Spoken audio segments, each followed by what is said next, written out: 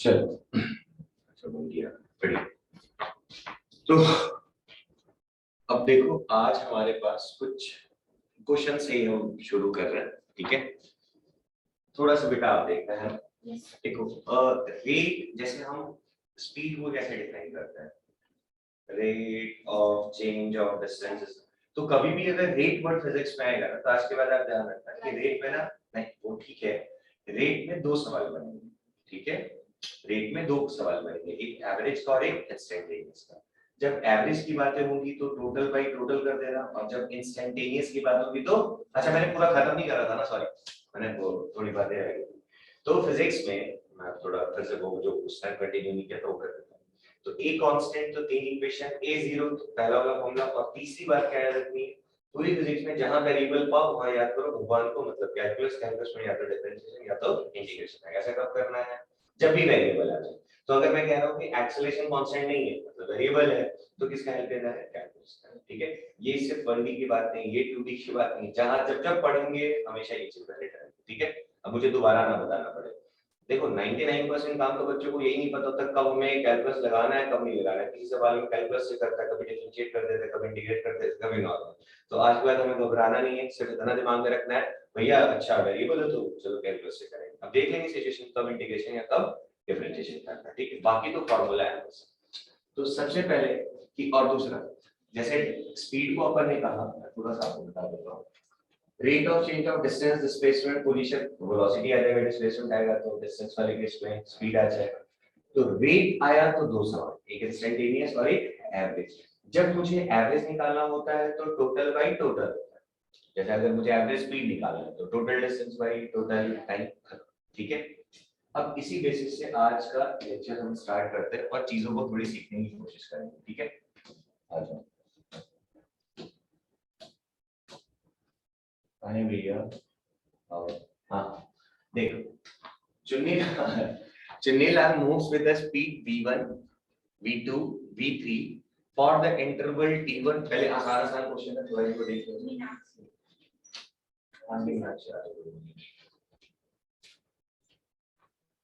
कल की क्लास आपने अटेंड करी थी ना पूरी, पूरा आ गया तो समझ में। हाँ शुरू।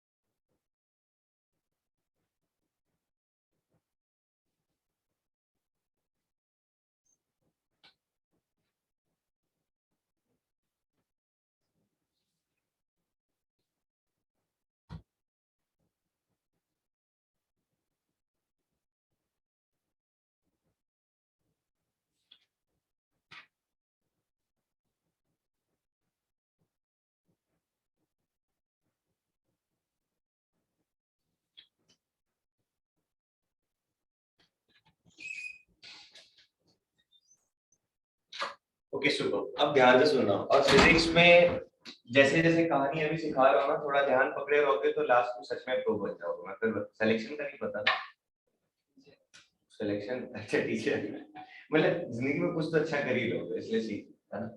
आ जाओ थोड़ा टाइम पास करते हैं, आ जाओ। पहले पिक्चर टीचर क्वेश्चन है, Chunnilaal moves with a speed v1, v2 and v3 for the interval t1, t2, t3 respectively. What is the average speed? बेटा अब एवरेज स्पीड बोला है मतलब समझ गए सर। रेट में दो सवाल, एक एवरेज और एक इंस्टेंटेनियस। एवरेज बोला तो बोलो क्या करना है, total distance upon total time. तो मुझे तो ऐसा नहीं पता ना, मान लो ये बच्चा ए से बी गए, बी से भाई साहब सी गए, सी से भाई साहब डी गए। अब a से b में कितना गया मुझे नहीं पता, बट इतना बता रखा है कि a से b में उसकी रफ्तार v बन रही है और समय लग रहा है t1। तो मैंने कहा मान लो बेटा ये दूरी x1, ये दूरी x2, ये दूरी x3। देखो बहुत आसान सवाल, ऐसे क्वेश्चन आपने अपनी 9वीं कक्षा में पढ़ा होगा, 9वीं और 8वीं में था ये सब। तो average speed is equal to sir total distance मतलब x1 plus x2 plus x3 divided by, बोलो बच्चा, t1 plus t2 plus t3। But sir मुझे तो x1 और ये सब तो पता है ही, तो x1 को क्या लिख सकते हैं बच्चा, डिस्टेंस है ना, distance is equal to speed into time. आता है यार, तो स्पीड कितना था v1 इनटू t1, इसका बोलो v2, t2 इसका बोलो v3, t3। समझ गए क्या? ध्यान पढ़ सकते हैं यहाँ पे। तो यहाँ पे ना हम कुछ केसेस भी लिखे हैं, थोड़ा ध्यान देना है। तो मैं यहाँ लिख रहा हूँ v1, t1, v2, t2, v3, t3 upon t1 plus t2 plus t3। ठीक है, तो ये तो हो गया वो बचपन वाला तरीका, मैंने निपटाते हैं तो बड़ी चीज है। यहाँ पे मैं कुछ केसेस लिख रहा हूँ बेटा। मान लो अगर किसी केस में t1 is equal to t2 is equal to t3 को, मतलब समय सेम है हर इंटर, मतलब मैं ऐसा सवाल बोलता कि मैं 20 की रफ्तार से पहले घंटे में चला, अगले एक मतलब पहले घंटे मतलब पहले एक घंटे में 20 की रफ्तार से चला, नेक्स्ट एक घंटे में मैं मान लो 40 की रफ्तार से चला, उसके नेक्स्ट एक घंटे में मैं 10 की रफ्तार से चला। ठीक है, तो हर बार मैंने समय क्या लिया है, सेम। तो ऐसे कंडीशन में अगर मैं कह रहा हूँ कि t1, t2, t3 सब आपस में बराबर है, तो इसको इक्वल टू t लिख सकता हूँ क्या? अरे सारे टाइम सेम है। तो ध्यान से देखो, तो ऊपर से क्या t कॉमन आ जाएगा आराम से। मैं थोड़ा धीरे बोल रहा हूँ, गले में दर्द है ना, तो लेस एनर्जी लगे तो ये मत सोचना ऐसे ऐसे तो नहीं पढ़ाता जनरली, ऐसे पढ़ाता। अच्छा तुम लोग तो ऑनलाइन में पढ़ ही रहते हो ना, चिल्लाता हुआ इंसान ये वीडियो में दिखता हो। चलो आगे आ जाओ।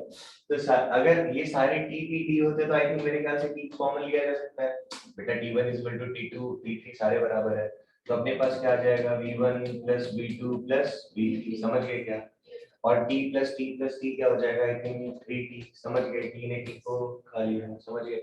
तो अगर मेरे पास कभी टाइम, हर इंटरवल का टाइम अगर सेम होगा और मुझे अगर एवरेज वेलोसिटी निकालना है तो हम इतना काम धाम नहीं करेंगे। समझ गए क्या? सीधा भी जैसे मैंने आपसे ऐसा पूछ दिया, आप बस एक जनरल फॉर्मूला याद कर लो कि सर एवरेज वेलोसिटी का फॉर्मूला हमारे पास है v1 plus v2 plus v3 ब्ला ब्ला ब्ला। अगर n होगा तो n तक डिवाइडेड बाय क्या आ जाएगा बच्चा, सिंपली जितने टर्म्स होंगे। ऐसा कब होगा, जब इक्वल इंटरवल ऑफ टाइम होगा तब। समझ गए क्या? जैसे मैं अगर कह दूं छोटी सी बात, मान लो ये A से B, B से C, C से D, मैंने कहा कि इसमें ये 2 घंटे तक चला। ठीक है, यहाँ भी 2 घंटे तक चला, यहाँ भी हर बार 2-2 घंटे के लिए। पर पहले 2 घंटे में इसकी रफ्तार 50 थी, इसमें 100 थी, इसमें 20 थी। तो अब मुझे एवरेज निकालना हो तो मैं ज्यादा काम नहीं करूंगा, सीधा क्या करूंगा, सर 1 2 3 इंटरवल है, 50 प्लस 100 प्लस 20/3 खत्म। समझ गए क्या? आगे आ जाओ, आगे आ जाओ। अच्छा नोट नहीं करना है ना क्लास में, मेरी क्लास में मैंने बता रखा है, नहीं पता जो भी आपकी क्लासेस चलती हैं यहाँ भगवान के पास रिकॉर्ड हो जाती है, और दूसरा आपको ये जो पीडीएफ है वो आज मिल जाता है ग्रुप पर। ठीक है, तो आपको बस करना कुछ नहीं है, घर जाओ और फिर इसको रख दो। वाह, घर जाओ, रखना नहीं है भाई, इसको इज्जत से फेयर करना है। तो एक हैबिट में तो ना चाहते हुए रिवाइज हो गया। अब तुम लोग मेरे पीछे लिखोगे तो थोड़ा टाइम मतलब क्वेश्चंस कम होंगे, और मैं चाहता हूँ कि ज्यादा क्वेश्चंस हम क्लास में कर लें।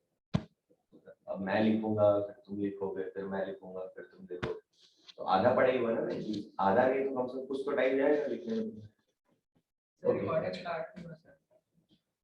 हो रहा है भाई, सारा ध्यान इधर ही है। चश्मा नहीं लगा है तो दिख रहा है क्या? कितने हाथ, कितनी उंगलियां नहीं है? दिख रहा है। अभी कितनी उंगलियां नहीं है? आगे आ जाओ।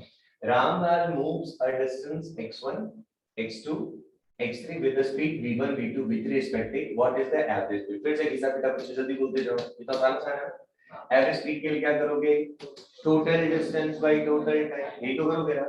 तो बेटा टाइम इज, अच्छा टोटल डिस्टेंस इस बार दिया हुआ था ना, x1 plus x2 plus x3, यहाँ का टाइम नहीं दिया हुआ है, तो टाइम इज इक्वल टू क्या होता है बच्चों, डिस्टेंस अपॉन स्पीड। यार speed is equal to distance upon time, तो time is equal to distance upon speed. तो अगर मैं t1 यहाँ पे टाइम लिखता तो डिस्टेंस क्या लिख देता, x1 by v1, समझ गए क्या? इधर क्या लिख दूं, x2 by v2, warm up हो जाओ, आगे अच्छे सवाल आएंगे।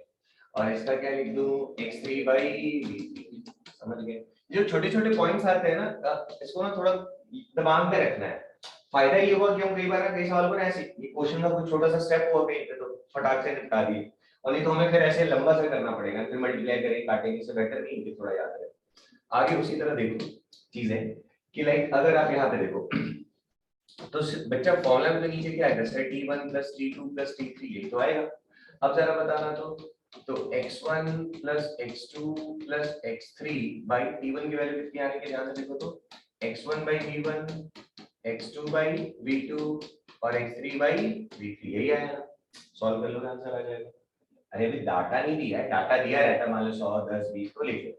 यहाँ पे भी अपन एक स्पेशल केस बना रहे हैं, देखो जरा। अगर मान लो x1 is equal to x2 is equal to x3, बात समझ में आ रही है क्या? इस बार ना सिचुएशन ऐसा है कि मैं ऐसा कह रहा हूँ कि मान लो मुझे यहाँ से रायपुर जाना है और उसको मैंने पार्ट्स में बांट दिया कि रायपुर बिलासपुर से रायपुर जाने में केवल सीधा तो नहीं है, बीच में और भी शहर आएंगे। तो मैंने ऐसा बोल दिया तुमसे कि मान लो यहाँ से 100 किलोमीटर है, तो जो पहला 10 किलोमीटर है उसमें मेरी रफ्तार इतनी होती है और मुझे समय लगता है इतना, उसके नेक्स्ट वाले 10 किलोमीटर मेरी रफ्तार होती है इतनी, समय लगता है इतना।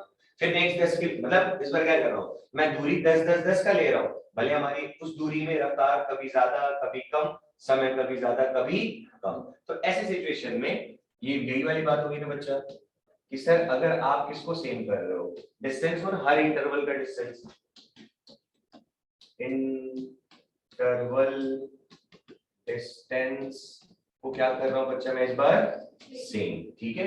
अगर ऐसा करेंगे तो सर फायदा क्या होगा, देखो तो बेटा आप इसको अब जरा सॉल्व करोगे v एवरेज के लिए, तो आप बोलोगे कि सर x1 x2 x, अगर ये सब बराबर है तो अगर यहाँ 3 है तो क्या मैं यहाँ पे 3 टाइम्स x लिख सकता हूँ, अरे सारे बराबर है तो अरे इज इक्वल टू x लिख लो।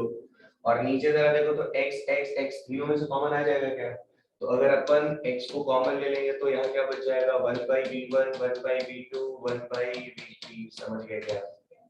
तो ये x इस x को उड़ा देगा तो 3 upon 1 by v1 1 by v2 1 by v3।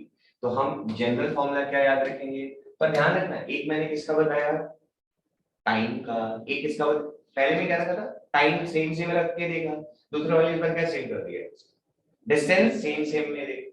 तो आप याद रखो कि अगर आपको कभी एवरेज वेलोसिटी निकालना है तो अगर इंटरवल n, जैसे यहाँ पे कितने इंटरवल थे 1 2 3, ऐसे ऐसे और भी हो सकते थे 4 5 6, तो मान लो n टाइम्स है तो यहाँ पे n कर दो upon 1 upon v1 plus 1 upon v2 ब्ला ब्ला, कहाँ तक जाएगा बेटा 1 अपॉन v, जैसे यहाँ पे 3 थे तो ऊपर क्या आया 3 और नीचे भी कितना है 1 by v1 1 by v2 1 by v3, 5 होते तो यहाँ क्या आ जाता 5 और नीचे 1 by v1 समझ लीजिए क्या पक्का। तो इसमें एक छोटी सी चीज और याद करोगे तो हमारा थोड़ा सा काम हो जाएगा। मान लो अगर दो ही इंटरवल होते, देखो ध्यान से, जैसे मैंने एक छोटा सा सवाल लिखा, क्वेश्चन है ये a ये b और c, मैं कह रहा हूँ कि यहाँ से यहाँ तक की डिस्टेंस भी x है और यहाँ से यहाँ तक की भी डिस्टेंस बच्चा x है, ठीक है। यहाँ पे इसकी वेलोसिटी है v1, यहाँ पे इसकी वेलोसिटी है v2, ठीक है। मान लो यहाँ पे टाइम लग रहा है इसको t1, यहाँ पे टाइम लग रहा है t2, तो तुम इस सवाल को देखते ही तुम्हारे दिमाग में घंटी बजनी चाहिए, इधर देखो, सवाल को देखते दिमाग में घंटी बजनी चाहिए कि सर इस बार क्या है आपका ये x सेम है ना, तो मुझे अगर एवरेज निकालना तो मुझे मेहनत नहीं करना पड़ेगा, इतने इंटरवल है दो, तो सिंपली क्या कर दो 2 अपॉन बोलो 1 upon v1 plus 1 upon v2, थोड़ा फास्ट हो जाए सर, नॉर्मल तरीके से नहीं सॉल्व हो सकता है, कोई फर्क नहीं पड़ने वाला। नॉर्मल तरीके से करते हैं तो पहले मुझे क्या निकालना पड़ता, ये देखो x पहले डिस्टेंस निकालना पड़ेगा ना, अरे ऐसे लिखेंगे ना बच्चा, देखो x plus x total distance, और यहाँ के लिए जब आप टाइम लिखोगे तो टाइम इज इक्वल टू क्या होता है डिस्टेंस अपॉन स्पीड, तो आप लिखते हैं ना x upon v1 plus x upon v2, फिर x कॉमन आता आता कट के फिर से क्या मिल जाता है, यही तो मिल जाता है, समझ गए क्या? तो हम दो वाले का ना इसको थोड़ा सिंपलीफाई करके याद करने की कोशिश करेंगे, देखो तो जरा 2 अपॉन बेटा एलसीएम लोगे तो क्या हो जाएगा v2 plus v1 upon v1 into v2, बरोबर है क्या? ये वाला ऊपर जाएगा तो पलटी मारेगा, तो मेरे पास रिजल्ट क्या आ गया, 2v1 v2 upon v2 plus v1। ठीक, ट्राई टू रिमेम्बर इट ना, अगर दो का तीन में ऐसा नहीं आएगा फिर उसको सॉल्व करना पड़ेगा, 1/v3 तो v1 v2 v3 फिर v1 v2 v2, ये सब ये कौन है? अच्छा अच्छा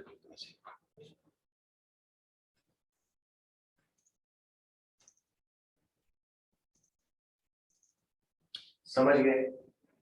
तो हम कोशिश करेंगे कि हमें दो वाला तो एटलीस्ट याद रहे, समझ गए क्या? मतलब अगर तुम्हें दिख रहा है कि सर x x हर बार ये जो इंटरवल है वो डिस्टेंस वाले इंटरवल सेम है, यहाँ वेलोसिटी v1 है, यहाँ वेलोसिटी v2, एवरेज निकालना सीधा क्या बोलते हो 2v1 v2 upon v1 plus v2, और दो से ज्यादा होगा सिर्फ सॉल्व करना पड़ेगा।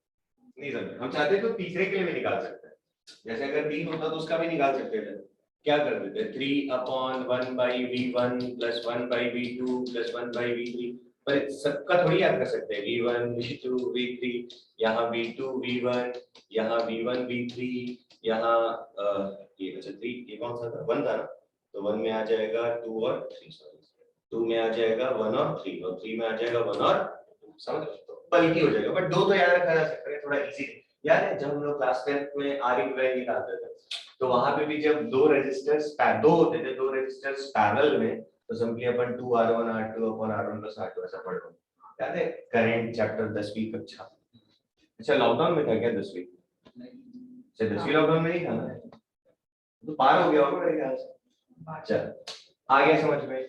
तो मेरे पास दो फॉर्मूले आ गए, कौन कौन से? एक तो आ गया कौन सा बच्चा, जब x सेम, और दूसरा कौन सा है जिसमें p सेम रहा। जब p सेम रहा तो simply v1 v2 v3 by n कर दो, और अगर जब x सेम रहा तो n by 1/v1 plus 1/v2, और दो वाला ही रहा तो सीधा बोल दो ना 2v1 v2 1 v2, याद करते चलो याद करते चलो।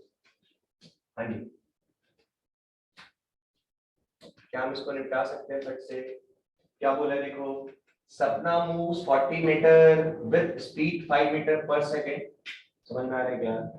तो सपना ने 40 मीटर की दूरी तय करी, कितनी रफ्तार से बेटा? 5 मीटर पर सेकेंड से, बरोबर है क्या? ए से मान लो गई बी। नेक्स्ट 60 मीटर, नेक्स्ट 60 मीटर बेटा मतलब ये ना, पहले 40 फिर कितना 60, और रफ्तार कितनी है इसकी? v2 कितना दे दिया बेटा 30 metre per second. Find average speed of the सपना, ये तो आसान से हो गया, नहीं निकाल सकते एवरेज स्पीड? अरे बच्चा एवरेज स्पीड क्या होता है? Total distance by total time. Total distance कितना बेटा 40 प्लस 60, समझ गए क्या? और टाइम कैसे निकालेंगे? यहाँ पे टाइम इज इक्वल टू क्या होता है बेटा? डिस्टेंस अपॉन स्पीड, काटते तो कितना आ जाता है 8, और यहाँ पे कैसे निकालते? 60 अपॉन 30, समझ गए कितना आ गया? 2, क्या है क्या?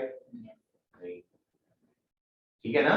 तो यहाँ का टाइम कितना था 8, यहाँ का टाइम कितना आया 2, तो 100/10 दैट इज 10 मीटर पर सेकंड।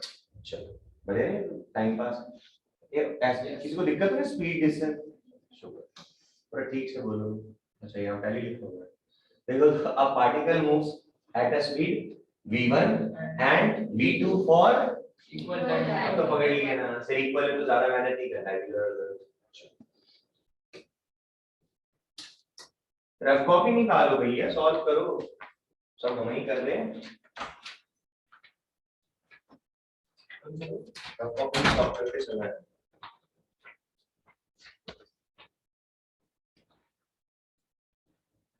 कौन बच्चा बिना पेन चलाए भी बता सकता है? बोलो बोलो, सोचो, अरे जल्दी भाई, अरे बोलो। A vehicle travel half of the distance, half of the distance with speed v1 and other half, मतलब पहले आधा चला फिर, तो जब इक्वल डिस्टेंस रहते हैं तो क्या करते हैं? सीधा सीधा 2v1 v2 upon v1 plus v2। Sir ये आ गया भैया? अरे नहीं आया, अरे अब व्हीकल ट्रेवल हाफ, यार एक का आधा अगर खा लिए तो बच्चे का आधा ही ना यार, उसमें दिमाग अभी तो पढ़ा ना यार, दिक्कत है। क्वेश्चन पढ़ो, पढ़ो भाई क्या लिखा है? A vehicle travels half the distance with V1, अरे जो भी दूरी था उसका आधा को उसने मान लो अगर टोटल x होता तो आधा कितना होगा बच्चा, आधा x/2। पहले आधे को कितने से चला, V1 से, नेक्स्ट आधे को कितने से चला, V2 से।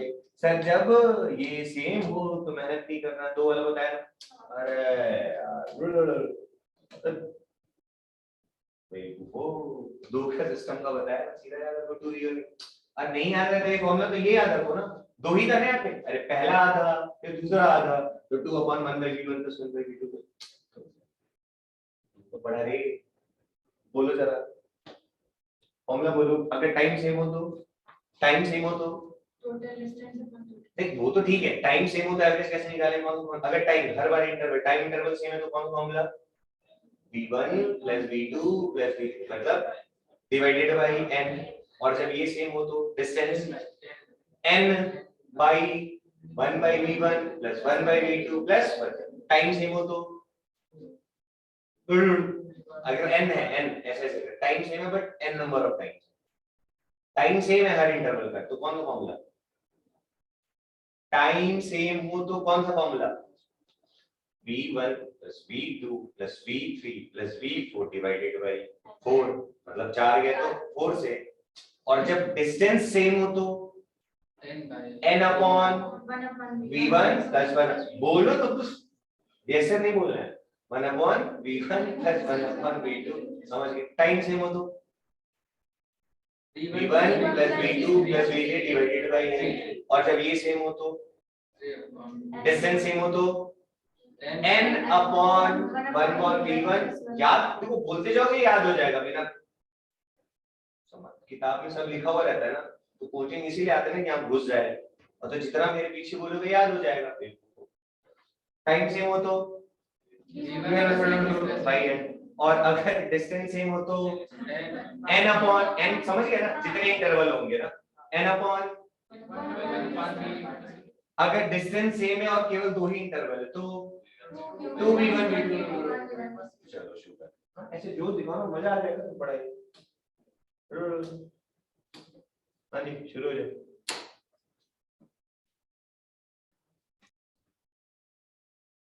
सही नहीं हुआ, पागल वागल हो गए हो क्या, देखो इधर क्या लिखा है, a point traverse half of the distance with v0। तो एक काम करो, इसे खींच लो। तो अगर अपन ने ऐसे करके खींच लिया, मान लो ये टोटल बेटा कितना है, बोलो भाई x, तो इसका आधा यहाँ कहीं आएगा, तो इसको ही ले लो इसको, तो इसका आधा कितना हुआ x/2, बरोबर है क्या, नहीं। और कितने से चला, बोलो यहाँ तक खत्म। नेक्स्ट पार्ट पढ़ो, the half of the remaining, half of बचा हुआ कितना रह गया इस तरफ, बोलो x/2 बचा हुआ है ना। अब इसका आधा, हाँ अरे अरे कभी भी किसी का आधा निकालना हो तो 1/2 से मल्टीप्लाई कर दो, तो टोटल x था उसका आधा चाहिए था तो x/2 हो गया। अब बचा कितना था, x/2 ना, अब इसका आधा कितना होगा x/4 ना, तो इसके बीच में क्या एक और पॉइंट डाल दूं क्या, हाँ b से c, क्या बोला पढ़ो विद v1, यहाँ क्या लिख दिया देख लो, and second half of the remaining part by. और देखो अब ये जो बचा, अब ये कितना हो बेटा x/, और ये कितना हो गया हुआ ना, तो अब ये वाला कितना से बचा हुआ जो आधा रह गया उसको भी दूसरे आया समझ में। अब मैं यहाँ पे गेम खेलता हूँ, देखो जरा ध्यान से, तो यहाँ कितने से बेटा v0 से। अब अगर b और इसको मान लो मैं दे देता हूँ c, तो आप ध्यान से, अच्छा c तो पहले से था, b और इसको दे देते हैं d, तो जरा देखो तो यहाँ b से c और c से d में क्या ये इंटरवल सेम है डिस्टेंस वाला, तो इंटरवल अगर सेम हो तो एवरेज कैसे निकालते हैं, 2v1 v2 upon v1 plus v2। नहीं यार फिर से b से c में बेटा दूरी कितनी, बोलो x/4, c से d में भी दूरी कितनी, क्या ये दूरी सेम है, तो जब दूरी सेम हो तो एवरेज कैसे निकालते हैं, 2v, दो ही है ना इस बार, तो 2v1 v2 upon v1 plus, तो यानी हमने इसको ऐसे समझ लूं क्या कि सर a से b, b से ये लास्ट वाला है d, तो b से d तक का एवरेज को सीधा लिख दूं क्या, 2v1 v2 अपॉन, बोलो भाई v1 प्लस v2। नहीं है, अरे b से d तक का एवरेज निकल गया ना, अब बताओ ये दूरी कितनी, x/2, ये दूरी कितनी, x/2। फिर से अब अगर हम a और b और b और c को देखें तो फिर से ये जो इंटरवल है डिस्टेंस का ये फिर से क्या है। तो मान लो अगर मैं कहता कि ये मेरे पास आ रखा है b एवरेज डैश, इसको सॉल्व करेंगे तो कुछ आएगा ना यार। ये कितना आ रखा, मान लो b एवरेज डैश, या कुछ और नाम दे दे इसका थोड़ा अच्छा लगेगा। क्या चल इसको b3 बोल देते हैं, बोल रहे हैं। अरे इसको सॉल्व करोगे तो कुछ b3 आएगा ना। अब बताओ, अब अगर आप a से b देखो और b से d देखो तो सर फिर से क्या मिल रहा है, ये वाला चीज सेम मिल रहा है ना। और जब ये सेम हो तो जब 2v1 v2 upon v1 plus फिर से खेल लो तो फाइनल कर लिखते हैं sir v average is equal to बोलो 2, इधर वाला बीटा कितना था v0 ना, तो 2v0 v3 upon v0 plus v3। समझ गए क्या? पहले लग रहा है वैसे क्या कुछ जैसे चीज पढ़ रहे हैं, speed equal to distance upon time. समझ में है क्या? तो ये चीजें दी हुई रहेंगी तो आप कैलकुलेशन फास्ट कर सकते हो। अब मेहनत क्या करना था, कुछ नहीं। अब ये v3 की वैल्यू तो मुझे पहले से पता है ना, अरे बोलो निकाल चुके हैं ना यहाँ पे, इसको उठा के यहाँ रख देंगे, खत्म कहानी। अरे कर लेंगे ना रे बाबा। v average is equal to 2 times v0 और v3 की जगह क्या लिखते थे बच्चा, पूरा पूरा 2v1 v2 upon v1 plus v2। समझ गए? अपॉन इधर का v0 प्लस और v3 की जगह फिर से 2v1 v2 upon v1 plus v2। बेटा नीट में आप लोग एक्सपेक्ट कर सकते हो, मतलब जो नीट के एग्जाम में। हाँ अब मान लो सेम टाइप ऐसे क्वेश्चंस आए हुए हैं पहले, ऐसा नहीं कि ऐसे मन से बना के दिया होगा, तो वहां पे इसी के टर्म में सिंपलीफाइड वर्जन लिखा हुआ रहेगा, समझ ही नहीं आएगा कि कहां से क्या क्या निकाला है। अब जिसका ये कॉन्सेप्ट क्लियर होगा कि हाँ सर ऐसे बनता है वो तो फट से बनाएगा, ये तो अगला आदमी क्या करेगा बार बार, speed is equal to distance upon time की डिस्टेंस इक्वल टू लंबा बनेगा ना, और ऐसे फट से लिख जाएगा। समझ गए? चलो भाई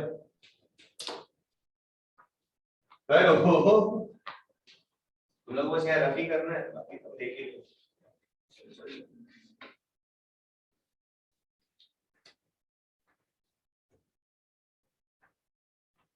चलो चलो ये बन जाना चाहिए।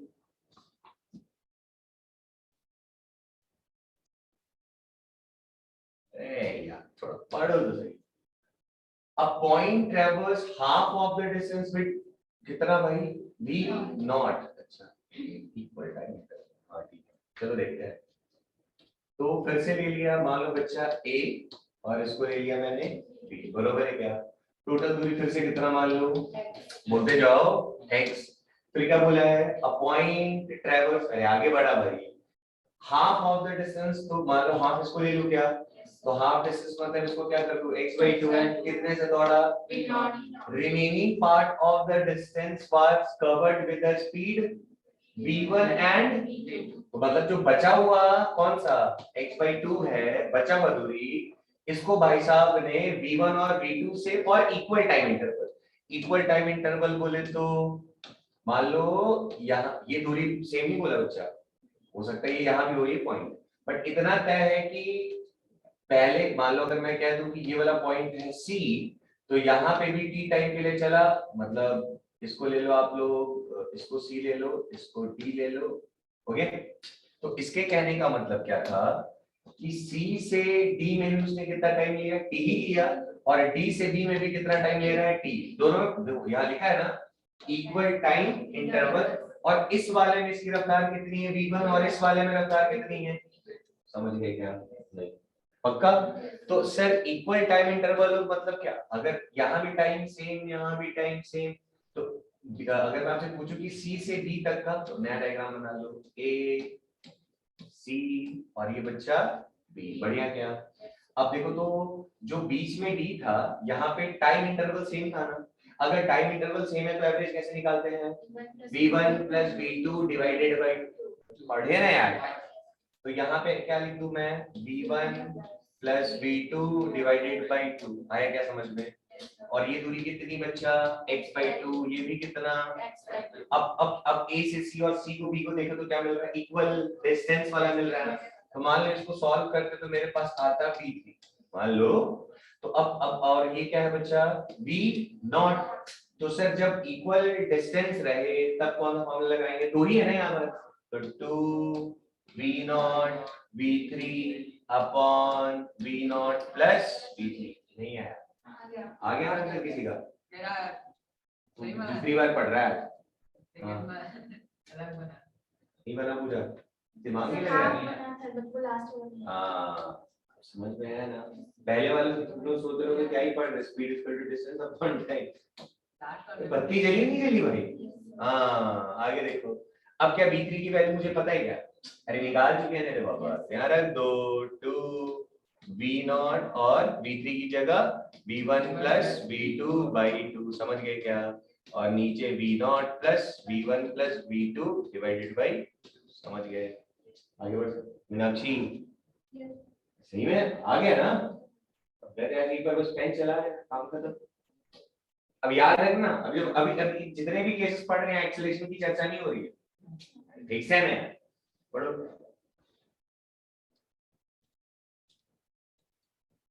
मीन मतलब अच्छा एवरेज की बात ही हो रही है। चलो निपटाओ, अब एक तो कर दो यार, दो मैंने कराया। हाँ चलो मीनाक्षी, रिजल्ट आएगी नहीं? क्वेश्चन समझ में आ रहा है क्या? A point mass moves with a speed v naught for half of a total time. half of total समझ में आ रहा है क्या? मतलब ये a और इसको मान लो बच्चा b, टोटल इसको समय लगता है मान लो कैपिटल T, बरोबर है क्या? अब क्या बोला जरा पढ़ो तो।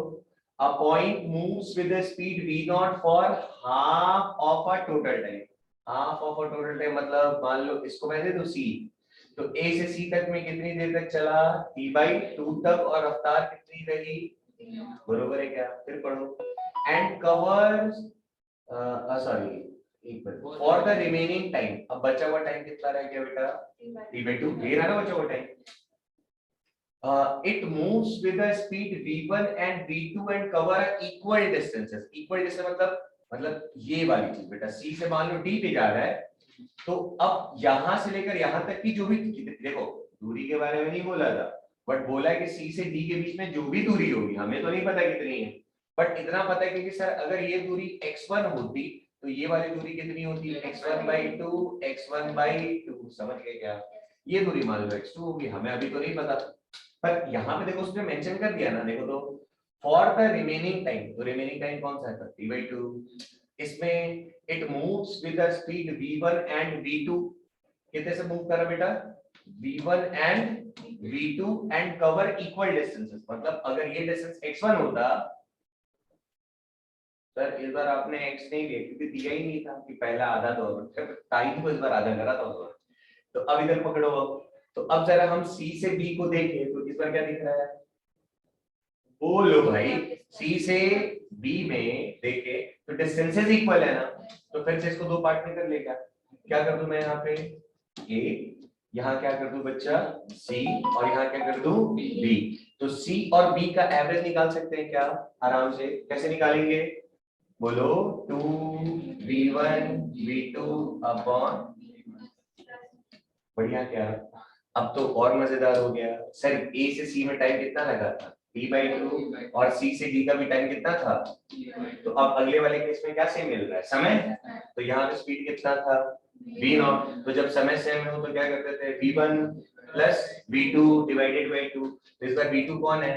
2v1 v2 upon v1 plus v2 divided by 2। ये समझ में आ रहा है क्या? नहीं। तो अब देखो दिक्कतें क्या होती है ना कि आप लोग क्या करते हो कि यहाँ पे ऐसे ऐसे पढ़ते रहोगे 4 बार 5 बार 6 बार, अबे गधो जो बोल है उसको ऐसे ऐसे डिनोट किया तब तो दिख गया। अच्छा अच्छा, वो x1/2 x तो सेम दूरी वाला है, तो तुम दोनों का एवरेज निकाल दिए। और जब इस स्टेप के बाद यहाँ पहुंचे थे, अरे यहाँ पे आधा टाइम, यहाँ पे आधा, मैंने समय इस बार सेम रखा था,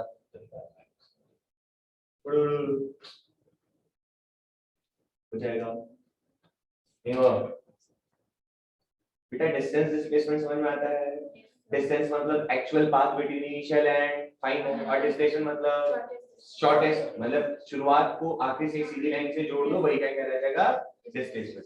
तो ये तो पिक्चर वाले सवाल है, देखो तो in a 1 second a particle goes from point A to point B, तो point A ये रहा, point B ये रहा, moving in a बेटा सेमी सर्कल, सर्कल मतलब गोला, सेमी मतलब आधा सर्कल, तो आधा सर्कल बोले तो ऐसे गया ऐसे पहुंच गया, समझ गए क्या? और इसको समय कितना लग रहा है बच्चा, 1 सेकंड, समझ गए क्या? अब क्या पूछा है, द मैप, अच्छा और कुछ दिया है, और रेडियस इस भाई साहब का कितना दे दिया अपन को, 1 मीटर का, क्लियर है क्या? अब क्या पूछा है, फाइंड द एवरेज वेलोसिटी, अब क्या पूछा है इस बार, एवरेज, एवरेज मतलब टोटल बाई टोटल, तो एवरेज इस बार बेटा क्या पूछा है, वेलोसिटी ना, तो एवरेज वेलोसिटी होता है बेटा टोटल डिस्प्लेसमेंट, डिस्टेंस नहीं, क्या होता है, total displacement by total time, बढ़िया क्या?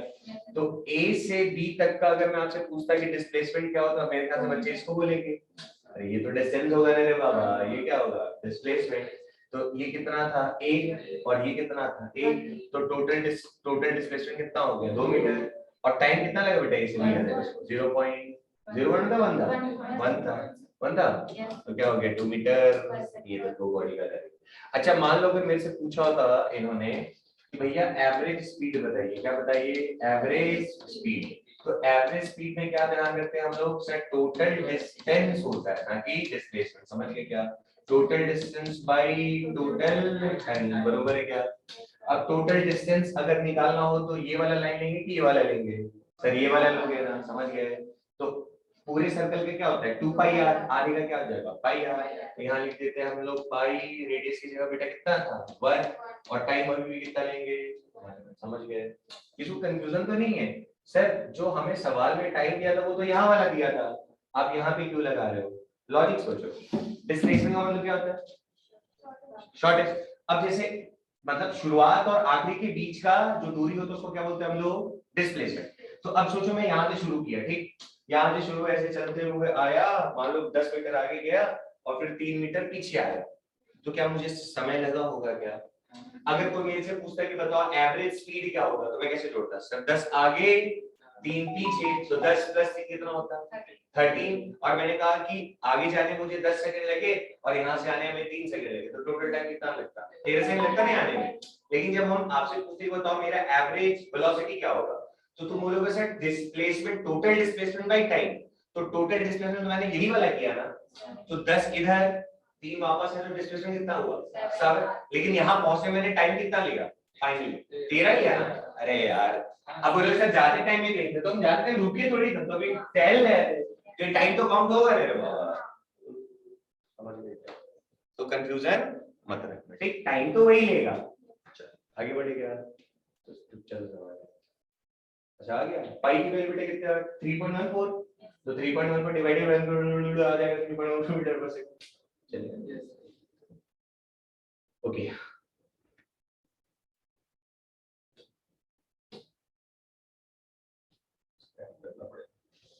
ठीक आगे आ जाए। अब जैसे अपन चर्चा करें कि इंस्टेंटेनियस स्पीड, देखो मैंने कहा था ना रेट में 2 सवाल, रेट में 2 सवाल, एक एवरेज एक इंस्टेंटेनियस, समझ गए क्या? तो एवरेज वाले का समझ गए सर टोटल बटे टोटल, और इंस्टेंटेनियस मतलब छुटका बटा छुटका, मतलब थोड़ा बटा थोड़ा होता है इंस्टेंटेनियस, और टोटल बटा टोटल। तो अब जरा सुनो, वैसे इसको तो हम लोग पढ़ेंगे आगे चल के, बट फिलहाल देखो क्या दिया है। जैसे मुझे अगर इंस्टेंटेनियस स्पीड निकालनी है ना, तो इस पे अपन क्या कहते हैं कि जो डिस्प्लेसमेंट लेंगे बेटा क्या लेंगे, ये छुटका सा, और टाइम भी क्या लेंगे छुटका सा। इसी को लिखने का तरीका क्या होता है, डेल्टा टी टेंड्स टू 0, मतलब जो समय है वो 0 की तरफ जा रहा है, 0 नहीं है, 0 की बहुत छोटा सा चाहिए था ना। जैसे मैं तुमसे कहूं कि आप इंस्टेंटेनियस को ऐसे ट्रीट किया करो कि जैसे मान लो मुझे यहाँ से वहां जाना है, तो ये टोटल डिस्टेंस मान लो 10 मीटर और टाइम लग रहा है मुझे 10 सेकंड, बढ़िया, तो मेरी रफ्तार कितनी हो गई 1 मीटर पर सेकंड। तो मैंने कहा यहाँ से उस दरवाजे की दूरी मान लो 100 मीटर और मुझे टाइम लगता है 10 सेकंड, तो अब मेरा एवरेज कितना होगा 100 बटे 10, 10 मीटर पर सेकंड। तो मैं इसको तो बहुत तरीके से चल सकता था, अरे एक कछुआ है, एक चूहा है, सॉरी क्या था रे, कछुआ खरगोश है ना, तो खरगोश भाई साहब अब मान लो खरगोश भाई साहब सॉरी चूहा एवरेज 10 मीटर पर सेकंड से गया है, अब खरगोश ऐसे कुछ तेजी से गया और रुक गया, सोया रह गया बेचारा, लेकिन अगर वो भी 10 सेकंड में वहां पहुंच गया तो उसका भी एवरेज कितना आएगा 10 ही आएगा ना। लेकिन अब चूहा एक सॉरी जो खरगोश था वो किसी पर्टिकुलर टाइम पे कितना रफ्तार से चल रहा था वो मुझे कैसे पता चलेगा? जैसे ऐसे ऐसे सोचो, जैसे मान लो आप लोग की क्लास शुरू होती है 9 बजे, 10:30 बजे हो जाती है खत्म, तो एवरेज मैंने आपको पढ़ाया, टाइम कितना लिया? पूरा पूरा 1.5 घंटे का लिया। तो तुम्हें कितना समझ में आया? तो जितना समझ में आया डिवाइडेड बाय टाइम कर दिया, तो एवरेज तुम्हारे समझने की क्षमता पता चल गई, ठीक। लेकिन अब 1.5 घंटे लगातार मैं चिल्लाते रहूंगा कि ये जरूरी है क्या?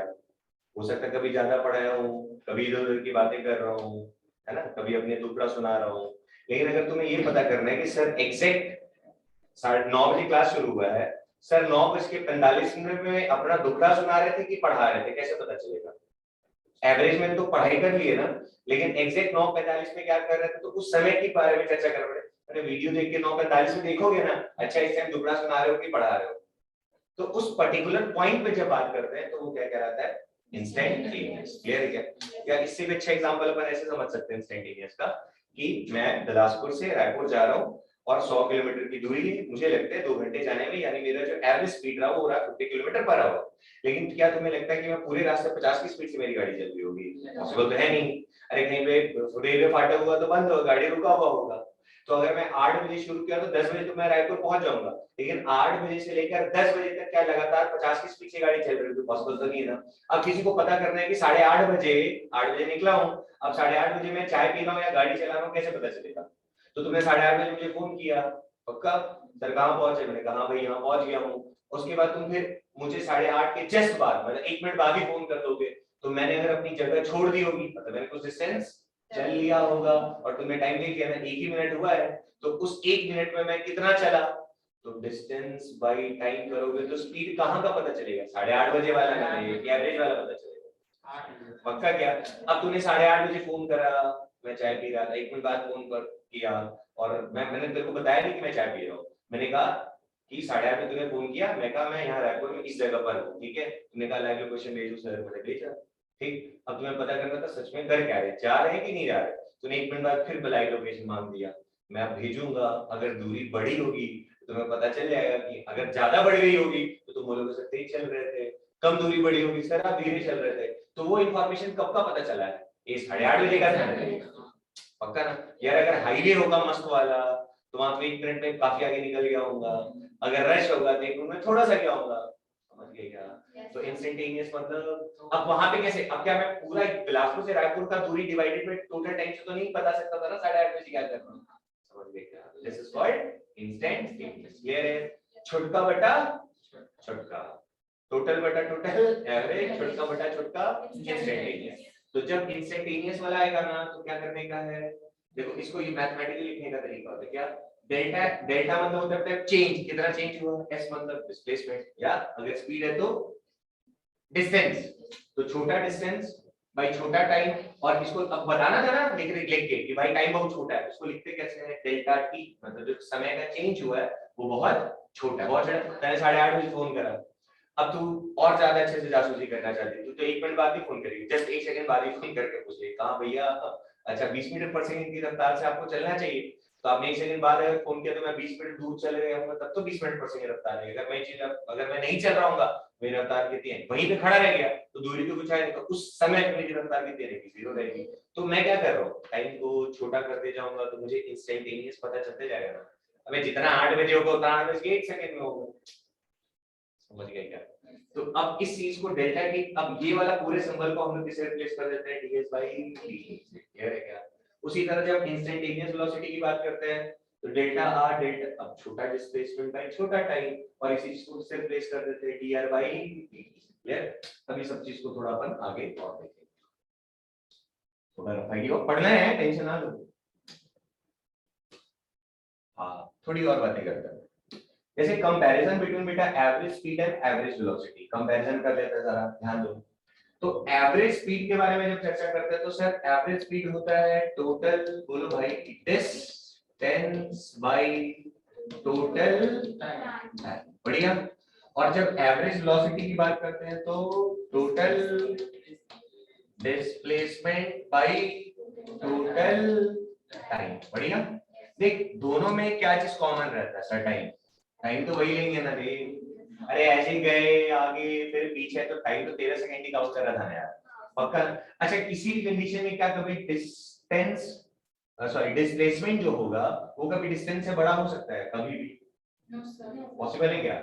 बराबर हो सकता है कैसे? अगर मैं यहाँ से चलूं और सिर्फ सीधा ही चला तो अभी मेरा डिस्टेंस भी 10 मीटर, डिस्प्लेसमेंट भी 10 मीटर, लेकिन अगर मैं मुड़ गया तो डिस्प्लेसमेंट हो गया कम लेकिन डिस्टेंस ज्यादा रहेगा। समझ गए क्या?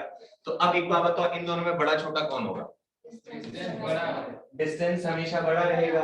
देख नीचे का दोनों का पावर एक जैसा है, तो अब ज्यादा से ज्यादा हो क्या सकता है सर? डिस्टेंस और डिस्प्लेसमेंट बराबर हो जाए या तो डिस्टेंस ज्यादा ही रहेगा। तो हमेशा बेटा टोटल डिस्टेंस मतलब अगर हम बात करें कि जो एवरेज स्पीड होगा, एवरेज स्पीड होगा ये हमेशा greater than is equal to क्या होगा? Average velocity. आया क्या समझ में? पर जब अपन इंस्टेंटेनियस की बात करते हैं, ठीक, अब यार इंस्टेंटेनियस मतलब छुटका बटा छुटका ना। अब स्पीड बढ़ रहे हैं तो छुटका डिस्टेंस बाई छुटका टाइम या छुटका डिस्प्लेसमेंट छुटका टाइम। अब एक बात बता, एक सेकंड में मैं इतना हुआ तो मैंने डिस्टेंस भी कितना चला? इतू सा, और डिस्प्लेसमेंट कितना चला? इतू सा। क्या दोनों सेम ही रहेगा छोटे टाइम पे? एक एवरेज में चेंज हो जाएगा। अब इतना समय नहीं मिला कि मैं ऐसे हो जाऊं। अब हम इंस्टेंटेनियस वाले क्या बात कर रहे हैं? 8 बजे फोन करा, 8 बजे 1 मिनट में नहीं, तो 8 पे फोन किया और 1 सेकंड होने से पहले ही फोन कर दिया फट से, तो उस इतने से टाइम में मैं थोड़ा सा ही हिलाऊंगा ना, तो वो थोड़ा सा ही डिस्टेंस होगा ना। तो उस केस में थोड़ा सा डिस्टेंस और थोड़ा सा डिस्टेंस दोनों सेम ही रहेगा। नहीं समझे? वो बहुत छोटा है ना बच्चा, तो डिस्टेंस अब मौका मिलना चाहिए ना ऐसे यू टर्न मारने का, तब तो कम कर पाओगे। अब थोड़ा सा खिसके ही और उसमें क्या डिस्टेंस और क्या डिस्प्लेसमेंट, तो दोनों सेम ही रहेगा। तो हम कहते हैं कि ठीक है, तो इंस्टेंटेनियस स्पीड और बेटा इंस्टेंटेनियस वेलोसिटी ये हमेशा सेम ही रहते हैं। समझ गए क्या? लॉजिक है कि नहीं है? क्यों इंस्टेंटेनियस मतलब क्या? सिर्फ तुरंत की बात कर रहे हो। समझ गए क्या?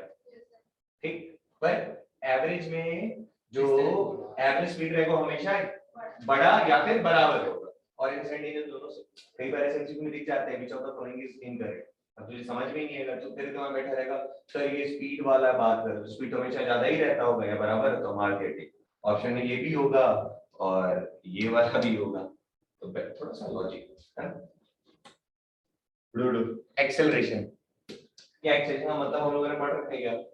एक्सेलरेशन का मतलब पर सेकंड उसकी रफ्तार कितनी बढ़ेगी या फिर घटेगी। घटा तो रिटार्डेशन बोल देते हैं और बढ़ा तो तो हमारे दिमाग में घंटी बज रखी है सर, अगर आपने 10 मीटर पर सेकंड स्क्वायर लिख रखा है, इसका तात्पर्य ये हुआ 10 मीटर पर सेकंड डिवाइडेड बाय सेकंड, मतलब हर एक सेकंड उसकी रफ्तार कितनी बढ़ रही है या कितनी घट रही है, उसी को अपन क्या कहते हैं? एक्सीलरेशन। समझ गए क्या? जैसे अगर मैं तुम देखा हूं कि मेरी रफ्तार अभी 0 है, अबे कभी देखो किसको उड़ाते हुए, ऐसा थोड़ी लगता है। नहीं, जैसे अच्छा तुमने वो वाला वीडियो देखा है क्या? एक अभी रील मैंने कुछ दिन पहले देखा था, तो उसमें ऐसे आ रखा था 90s किड्स, फिर से आ रखा था 20s किड्स, फिर आ रखा था 2020 वाले किड्स, है ना? किड्स समझते हो? उसमें 90s के टाइम पे क्या होता था कि टीचर डंडा लेके बैठा रहता था, 90 की दशक की बात है, मतलब हमारे टाइम की बात मान लो, है ना? स्कूल जाता था 90 कितने सारे 4-5 साल का हूँ तो हाँ चलो ठीक है, पर फिर भी पढ़ता। तो पहले ऐसे हाथ रखते थे, पढ़ता था, थोड़ा बर्दाश्त कर लेते थे, है ना? 20s वाले जो किड है वो थोड़ा हाथ ऐसे झटकाना शुरू कर दिए, है ना? फिर जो 2010 वाले किड है उनको पढ़ता था तो रोना शुरू कर देते थे। जो जो 2022 वाले बच्चे हैं वो डंडा देख के लुटिया आना शुरू कर देते थे। ठीक है ये वाला भी। अच्छा आज मैं ग्रुप में डालूंगा, देखना बड़ा मजेदार होगा। वापस आ जाओ। तो हम क्या बात कर रहे हैं? टॉपिक से दूर हो गए थोड़ा। ओके, तो एक्सेलरेशन अगर मैंने क्या रखा है 10 मीटर पर सेकेंड स्क्वायर, इसका मतलब हुआ हर सेकेंड में उसकी रफ्तार कितनी बढ़ेगी या घटेगी। जैसे अगर अभी 0 रफ्तार है, अगर मैंने उसको 10 से एक्सेलरेट कर दिया, मतलब अगला सेकंड में उसकी रफ्तार कितनी हो जाएगी? 10, उसके अगले सेकंड में 20, उसके अगले सेकंड में। समझ गए क्या? पक्का? अब फिर से अब एवरेज की बात होगी, अरे चेंज भाई, कितना वेलोसिटी में चेंज है अपॉन कितना टाइम लगेगा, समझ गया। और जब इंस्टेंटेनियस होगा, ये फॉर्मूला थोड़ा दिमाग में रखना, इसको हम लोग जब नॉन यूनिफॉर्म मोशन पढ़ेंगे तो वहां पे इसका अच्छा खासा यूज करेंगे, ठीक है। इसमें नॉन यूनिफॉर्म मोशन, ठीक है, सॉरी नॉन यूनिफॉर्म नहीं, नॉन एक्सीलरेटेड मोशन है, ठीक है। फिलहाल उतना कि हमें जरूरत नहीं, बट फिर भी अपन एक छोटा सा सवाल करते हैं, आपको थोड़ा आइडिया हो जाएगा। आप चीजों को समझो जरा। मान लो बच्चा, अगर मैंने लिख रखा है x is equal to T cube plus 2t square plus 3t plus 4, बड़ा सा बढ़िया। अब बातों को समझो थोड़ा। अगर आप x और t को देखो, मान लो आपको दिया हुआ है x को, मैं कह रहा हूँ कि ये जो x है ना, ये रिप्रेजेंट कर रहा है मान लो डिस्प्लेसमेंट को, और t रिप्रेजेंट कर रहा है बेटा किसको, टाइम को। इसको लिखने का एक और तरीका हो सकता था x as the function of time, और यहाँ कैसे करके एक्सप्रेशन लिखा हुआ है, ठीक है। आगे चल के इसको और पढ़ेंगे, पर अभी हम थोड़ा सा एक रफ आइडिया लेते हैं, और आज से आप यही समझ रहे हैं जो मैं बता रहा हूँ।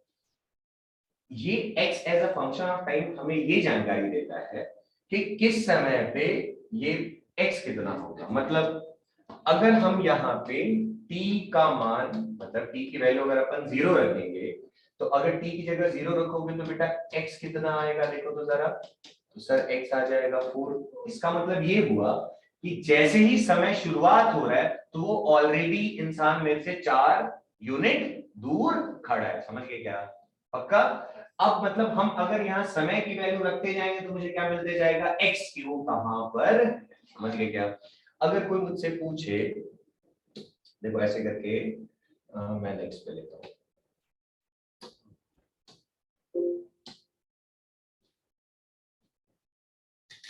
मैं बढ़िया, तू भी बढ़िया। हाँ, आज थोड़ी बातें करते हैं, इसको पढ़ाएंगे नॉन यूनिट, बट अपन अभी थोड़ा सा ना एक रफ आइडिया लेके चलेंगे कि हमें थोड़ा चीजें और अच्छे से समझ में आए, ठीक। थोड़ा सा ज्यादा नहीं पढ़ा।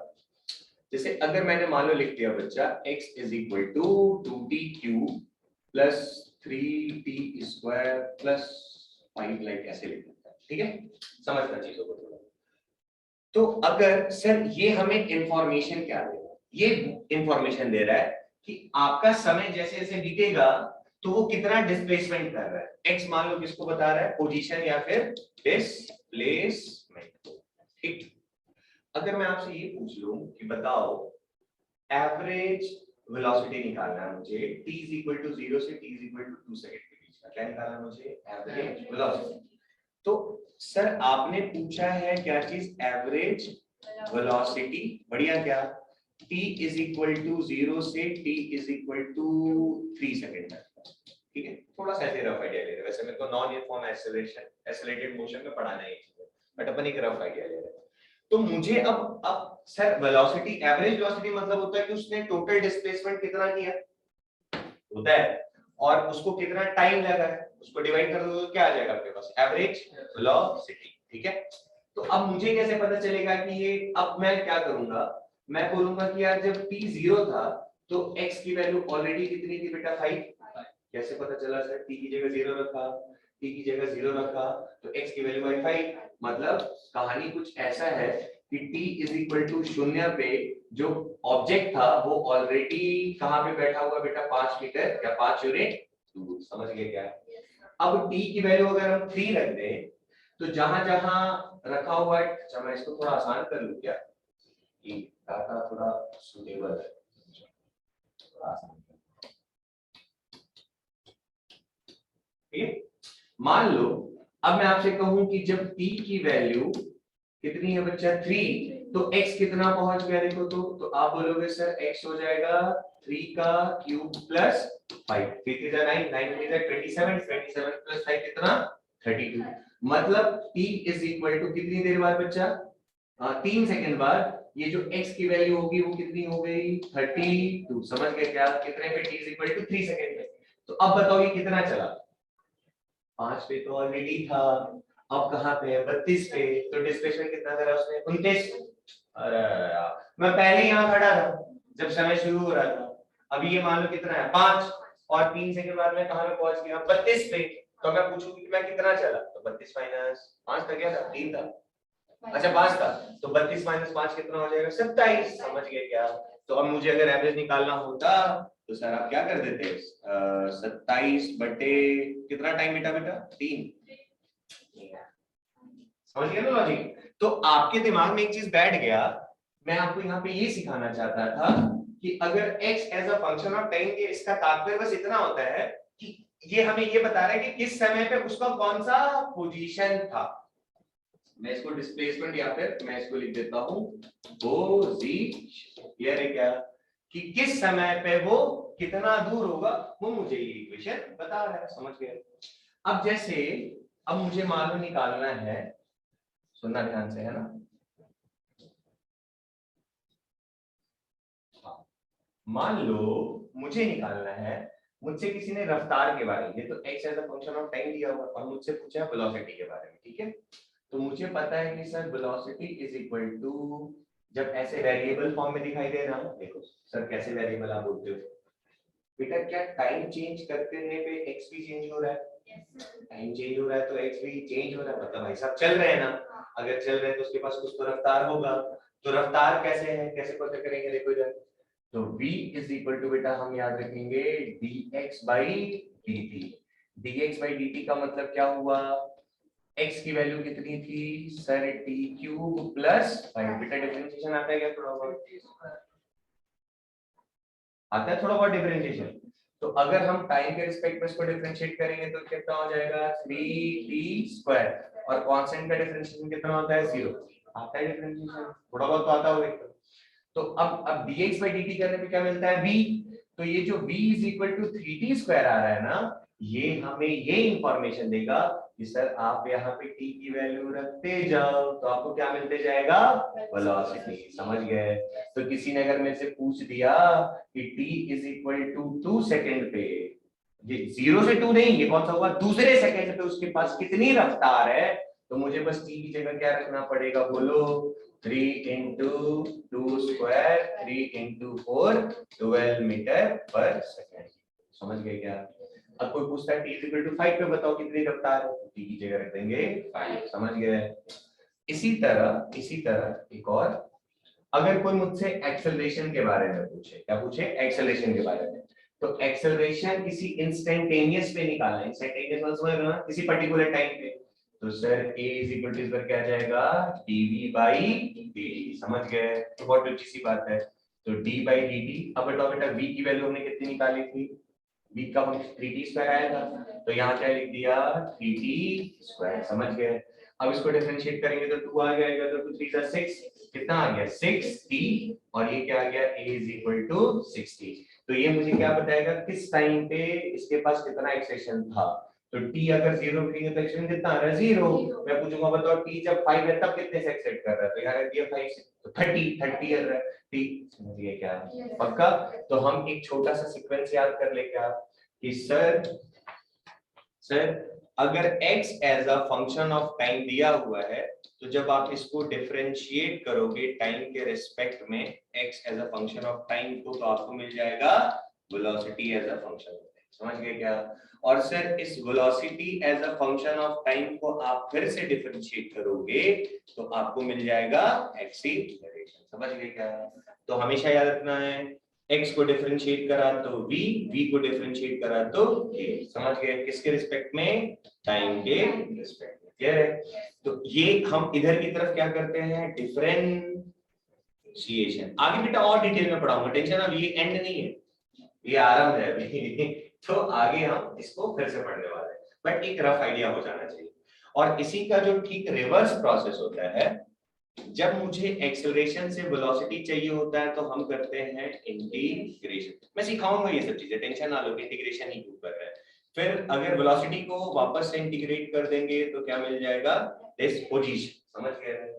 तो यहाँ पे ना एक और, तो अब मैं चाहूंगा कि आप लोग ना मेरा एक छोटा सा काम करना, आगे चल के हम लोग इसके बारे में और अच्छे से पढ़ेंगे, कहीं कहीं सवाल फंसते हैं, डायरेक्ट आपको मिलेगा।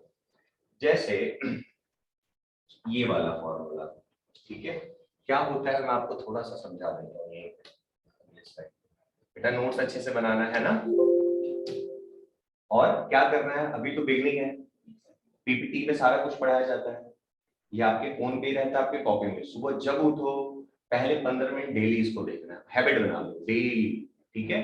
और जैसे आज मैंने शुरू से सर काइनेमेटिक्स में ये 3 पार्ट था, पहले में एक्सेलेरेशन जीरो में सर 2 फॉर्मूले आए थे, फिर सर एक्सेलेरेशन वाला पार्ट है 3 इक्वेशन है। मतलब जो जो पढ़ा है उसको एक पेज लो, एक पेज में कोशिश करो कि खुद से सोच के जो जो पॉइंट्स है वो सारे पॉइंट तुम खुद से लिख पा रहे हो कि नहीं, समझ गए?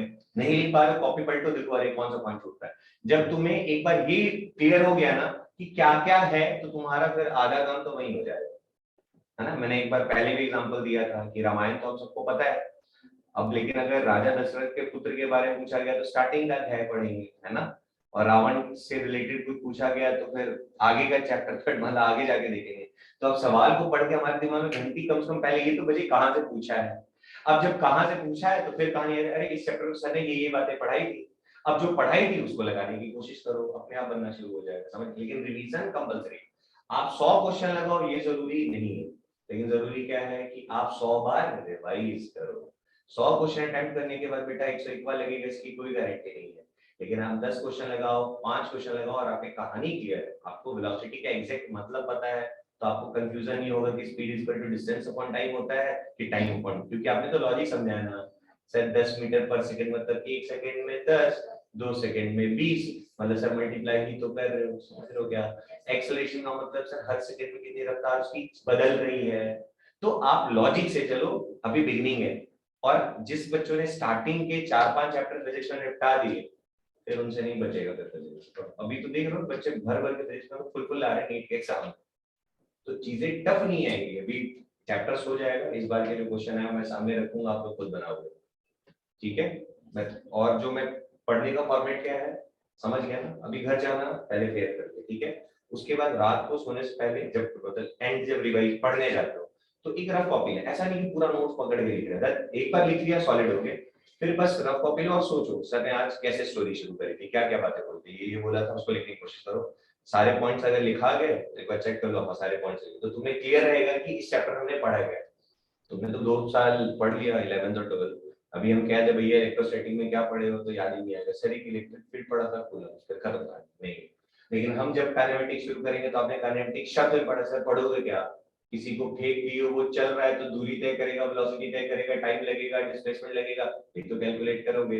अब इसमें सर 3 पार्ट आ जाएंगे, हमें सर एक दिन एक्सेलेरेशन जीरो वाले सवाल बनेंगे जिसमें एवरेज के लोगे।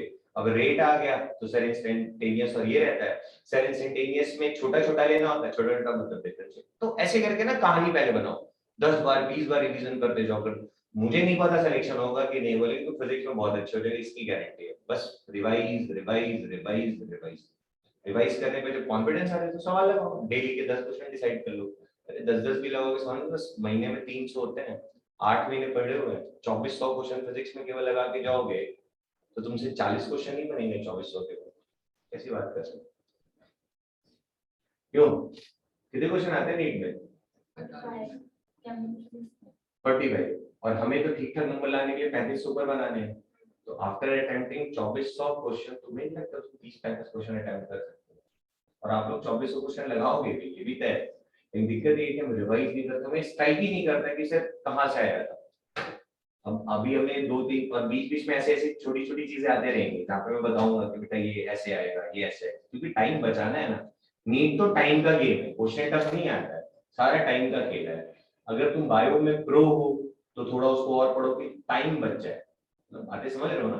मेरे को पता है 4 बार आजकल वो सीक्वेंस चेंज वाला रीअरेंज वाला भी दे दे के टाइम मतलब आपका खर्चा करवा रहा है, क्योंकि बच्चे देख रहे हो 715, जिसका रैंक वो भी 715 है, रैंक 3 भी 715 रखा है ना।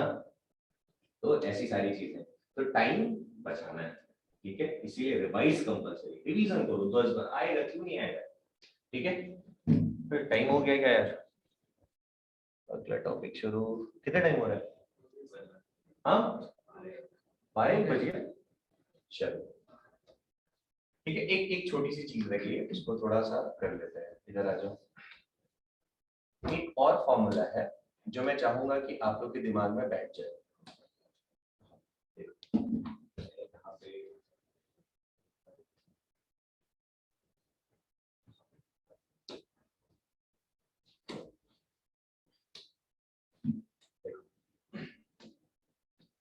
जी, तो सर x को एक बार डिफरेंशिएट करोगे मतलब dx by dt करोगे तो क्या मिल जाएगा बच्चा v, और एक्सेलरेशन के लिए इस v को एक बार और डिफरेंशिएट करोगे मतलब dv by सॉरी dt करोगे तो क्या मिल जाएगा ये।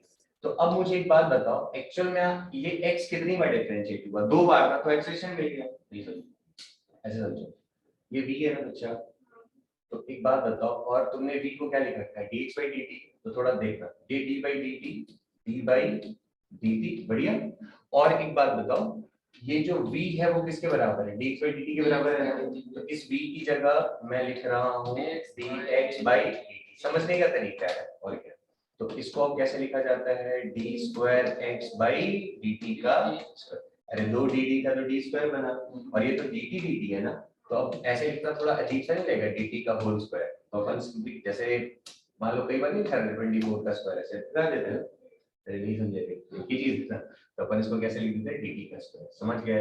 तो a is equal to d square x by dt square, या फिर हम याद रखेंगे a is equal to dv by dt, और एक और फॉर्मूला रहता है जो बच्चे अक्सर भूल जाते हैं, दिमाग नहीं काम करता है, तो उसको दिमाग से मैं अलग तरह से लिखता हूँ। देखो a इज इक्वल टू क्या होता है बेटा, dv बाई dt, ठीक है।